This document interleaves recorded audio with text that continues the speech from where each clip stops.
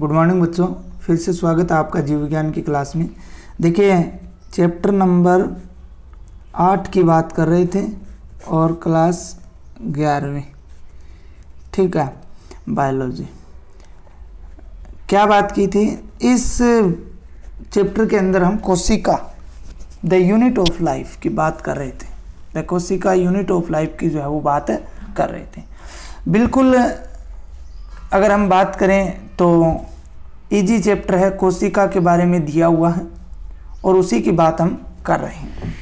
देखिए अब आज का जो टॉपिक होगा वो भी बहुत ही शानदार है। इससे पहले हमने कोशिका क्या है, what is a cell and cell theory की बात की थी। आज जो हम बात करेंगे कोशिका का समग्र अवलोकन, कोशिका का समग्र अवलोकन,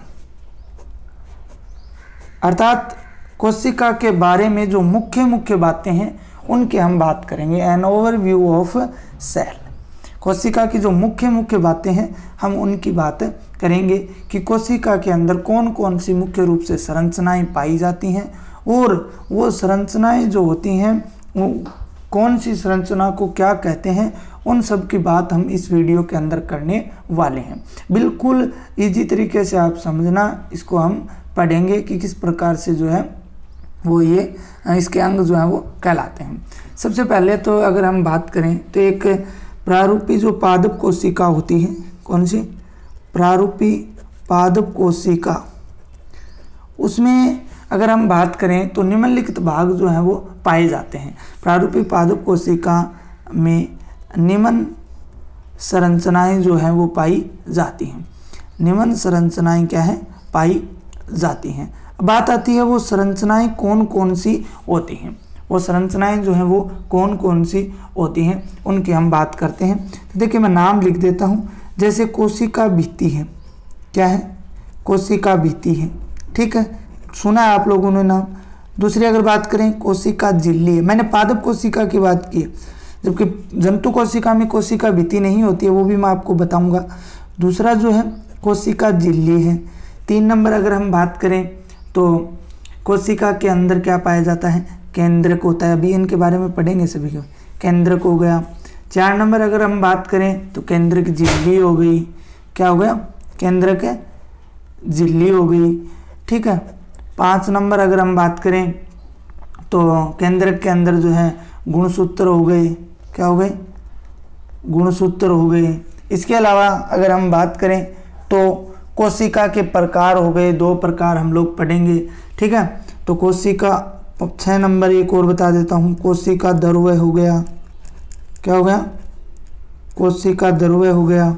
इसके अलावा अगर हम बात करें तो कोशिका के प्रकार आएंगे, क्या आएंगे? इसके अलावा एक और देख लेते हैं, 7 नंबर कोशिकांग। कोशिकांग की भी हम परिभाषा करेंगे। इसके अलावा लास्ट में हम जो पढ़ेंगे कोशिका के प्रकार, कोशिका के प्रकार जो है वो लास्ट में हम लोग पढ़ लेंगे। तो इस प्रकार से निम्न संरचनाओं की बात अभी हम करने वाले हैं कि कोशिका भित्ति क्या होती है, प्रारूपी पादप कोशिका के अंदर कोशिका झिल्ली क्या होती है, केंद्रक क्या होता है, केंद्रक झिल्ली क्या होती है, गुणसूत्र क्या होते हैं, कोशिका ध्रुव क्या होते हैं, कोशिकांग क्या होते हैं और इसके प्रकार कौन कौन से होते हैं। तो सबसे पहले अगर हम लोग बात करें कोशिका भित्ति की, किसकी बात करते हैं? कोशिका भित्ति की बात करते हैं कि कोशिका भित्ति जो है वो क्या होती है। तो देखिए पादप कोशिका के अंदर जो पादप की कोशिका होती है उसकी बाहरी सतह जो होती है उस पर एक स्पष्ट क्या है भित्ति पाई जाती है, उसे क्या कहा जाता है? कोशिका भित्ति कहा जाता है। उसे क्या कहा जाता है? कोशिका भित्ति कहा जाता है। भाई मान लीजिए एक कोई कोशिका है, जैसे कि मैं यहाँ पे इसकी परिभाषा लिख रहा हूँ, पादप कोशिका के बाहरी सतह पर उपस्थित भित्ति, बाहरी सतह पर उपस्थित भित्ति क्या कहलाती है? कोशिका भित्ति कहलाती है। क्या कहलाती है? कोशिका भित्ति कहलाती है। बाहरी सतह पर उपस्थित जो भित्ति होती है उसे क्या बोलते हैं? कोशिका भित्ति बोलते हैं। मान लीजिए गोलाकार कोशिका है कोई, क्या है? गोलाकार कोशिका है। इस प्रकार से गोलाकार कोशिका है। इस गोलाकार कोशिका की जो ये बाहरी सतह है, इस बाहरी सतह को ही क्या बोला जाता है, सबसे बाहरी सतह को ही क्या बोला जाता है, कोशिका भित्ति या सेल वॉल बोला जाता है। क्या बोला जाता है, कोशिका भित्ति जो है वो बोला जाता है। कोशिका भित्ति जो है वो बोला जाता है। साथ में आपको डायग्राम भी समझाता जाऊंगा और ये डायग्राम आपको बनाना भी है। जो कोशिका भित्ति क्या है कहते हैं, भित्ति को क्या कहते हैं, कोशिका भित्ति कहते हैं। 2 नंबर अगर हम बात करें तो क्या है, कोशिका झिल्ली। क्या है, कोशिका झिल्ली। कोशिका क्या है, झिल्ली। कोशिका झिल्ली की अगर बात करते हैं तो इस कोशिका भित्ति के ठीक नीचे, इस प्रकार से कोशिका भित्ति के ठीक नीचे क्या पाई जाती है, पाई जाने वाली लेयर को क्या कहते हैं, कोशिका झिल्ली। अर्थात ये कोशिका भित्ति के नीचे स्थित सतह को क्या कहा जाता है, कोशिका झिल्ली कहा जाता है। कोशिका झिल्ली कहा जाता है।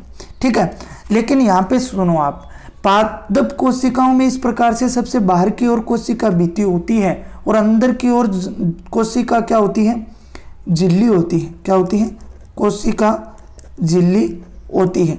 लेकिन अगर हम लोग बात करें जंतु कोशिका के अंदर, हमारे अंदर भी पशु हैं, पक्षी हैं, ठीक है, इनके अंदर कोशिका भित्ति नहीं होती है, केवल क्या पाई जाती है, कोशिका झिल्ली जो है वो पाई जाती है। तो ये पादप कोशिका की मैं आपको बता रहा हूँ। इसके बाद अगर हम बात करें 3 नंबर हमने लिखा था केंद्रक। क्या लिखा था, केंद्रक लिखा था। तो कोशिका में क्या है, चाहे जंतु कोशिका हो चाहे पादप कोशिका हो, उन सब के अंदर कोशिका में क्या पाई जाता है, एक गोलाकार संरचना पाई जाती है। ठीक है, कोशिका में उपस्थित गोलाकार संरचना क्या कहलाती है, केंद्रक कहलाती है। देखो गोलाकार संरचनाएं और भी होती हैं, लेकिन मुख्य केंद्र की होती है। इस प्रकार से जो है वो केंद्रक पाया जाता है। पादप कोशिका में ये साइड में होता है, थोड़ा जंतु कोशिका में होती है, लेकिन मैं आपको समझाने के लिए बता रहा हूँ। इस प्रकार से जो संरचना पाई जाती है उसे क्या बोला जाता है, केंद्रक जो है वो बोला जाता है। तो ये केंद्रक जो है वो स्थित होता है। केंद्रक भी जो है उसकी अगर बात करें तो ये भी एक झिल्ली द्वारा घिरा हुआ रहता है, जिसे केंद्रक झिल्ली कहते हैं। इसके चारों ओर भी क्या होती है, एक झिल्ली होती है, जिसे क्या बोलते हैं हम लोग, केंद्रक झिल्ली बोलते हैं। तो आप यहाँ लिख सकते हो, 4 नंबर की बात कर रहे थे, केंद्रक झिल्ली। देखिए कोशिका का ये छोटा रूप है, इसको आपको समझना बहुत जरूरी होगा। इसके बाद ही आप कोशिका के और भागों को समझ पाएंगे। कोशिका के केंद्रक की केंद्रक झिल्ली, केंद्रक के चारों ओर पाई जाने वाली झिल्ली को, केंद्रक के चारों ओर पाए जाने वाली झिल्ली क्या कहलाती है, केंद्रक झिल्ली कहलाती है। क्या कहलाती है, केंद्रक झिल्ली जो है वो कहलाती है। क्या कहलाती है, केंद्रक झिल्ली जो है वो कहलाती है। आपको मैंने बता दिया। इसके बाद में गुणसूत्र की बात की। किसकी बात की, गुणसूत्र की। देखिए गुणसूत्र भी हम लोग पढ़ेंगे, आपके पूरा टॉपिक हो सकता है।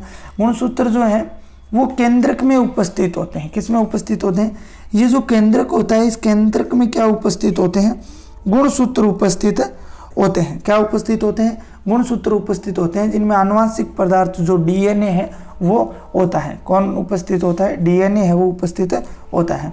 तो आप लोग लिख सकते हो, ये क्या है, केंद्रक में पाए जाते हैं, जिनमें आनुवांशिक पदार्थ, कौन सा पदार्थ, आनुवांशिक पदार्थ। आनुवांशिक पदार्थ क्या होता है भाई, ऐसे पदार्थ जो एक पीढ़ी से दूसरी पीढ़ी में लक्षणों को ले जाते हैं। आनुवांशिक पदार्थ डीएनए पाया जाता है। डीएनए की फुल फॉर्म की बात करते हैं तो डीऑक्सीराइबोज न्यूक्लिक अम्ल होता है। क्या होता है, डीऑक्सीराइबोज न्यूक्लिक अम्ल होता है। इसके बाद में हम बात करते हैं कोशिका द्रव्य की। किसकी बात करते हैं, कोशिका द्रव्य की बात करते हैं कि कोशिका द्रव्य क्या होता है। 6 नंबर कोशिका द्रव्य की बात करते हैं। देखिए कोशिका द्रव्य की बात करते हैं तो चाहे कोई सी भी कोशिका हो, दो प्रकार के हैं, प्रोकैरियोटिक और यूकैरियोटिक कोशिका। इनके अंदर एक अर्ध तरल द्रव्य पाया जाता है। क्या भरा रहता है? अर्ध तरल द्रव्य भरा रहता है। इस प्रकार से क्या है? अर्ध तरल द्रव्य भरा रहता है। उस अर्ध तरल भी कोशिका में उपस्थित अर्ध तरल द्रव को क्या कहा जाता है? कोशिका द्रव्य कहा जाता है। क्या कहा जाता है? कोशिका द्रव्य जो है वो कहा जाता है। तो ये जो मैंने आपको संरचना अभी दिखाई है, कौन सी? ये क्या कहलाती है? कोशिका द्रव्य कहलाती है। क्या कहलाती है? कोशिका द्रव्य कहलाती है। इसके बाद हम बात करते हैं कोशिकांग की। किसकी बात करते हैं? कोशिकांग की। तो प्यारे बच्चों, कोशिका में उपस्थित अंगों को ही क्या कहा जाता है? कोशिकांग कहा जाता है। लास्ट देख लेते हैं कोशिकांग। कल हम बात करेंगे किसकी? कोशिका के प्रकार की बात करेंगे, प्रोकैरियोटिक और यूकैरियोटिक जो कोशिकाएं होती हैं। देखो कोशिकांग क्या होते हैं? कोशिका में पाए जाने